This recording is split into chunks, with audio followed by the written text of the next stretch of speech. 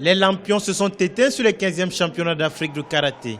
Pour cette édition, l'Égypte a confirmé sa suprématie sur le karaté continental en décrochant 10 médailles d'or, 2 médailles d'argent et une médaille de bronze dans les épreuves individuelles.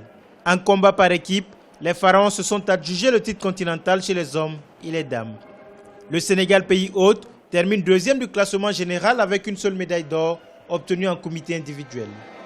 Nous avons une équipe qui fait sa compétition internationale pour la première fois et qui est tombée en demi-finale sur la très grande équipe expérimentée de l'Égypte. Cela veut dire donc que c'est un pays vraiment qui a investi sur le karaté, qui a investi pour assurer la relève. Malheureusement, nous, en ce qui nous concerne, nous n'avons pas cette assistance. Nous avons fait avec les moyens du bord. Nous nous sommes battus. En Afrique, ce n'est pas une honte de dire que j'ai été éliminé par l'Égypte.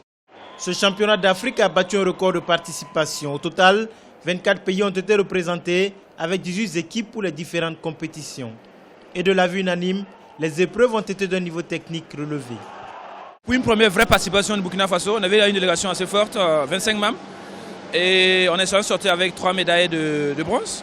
Je crois que le niveau était très élevé et c'est une fierté pour le Burkina Faso d'atteindre ce niveau. D'autant plus qu'on a pu tuer même les champions qui sont là et qu'on allait jusqu'en demi-finale avant de sortir. Je crois que le niveau est bon, c'est bon. La seule fausse note de ce championnat aura été l'arbitrage. Les pays d'Afrique subsaharienne estiment avoir été victimes de leur sous-représentativité dans le corps arbitral du karaté africain. Je citerai par exemple une combattante de l'équipe, un combattant de l'équipe du Cameroun en individuel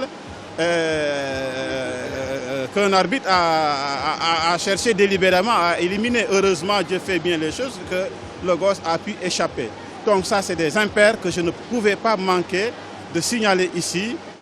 Il faudrait aussi que les États de l'Afrique de l'Ouest centrale puissent investir de plus en plus dans l'arbitrage.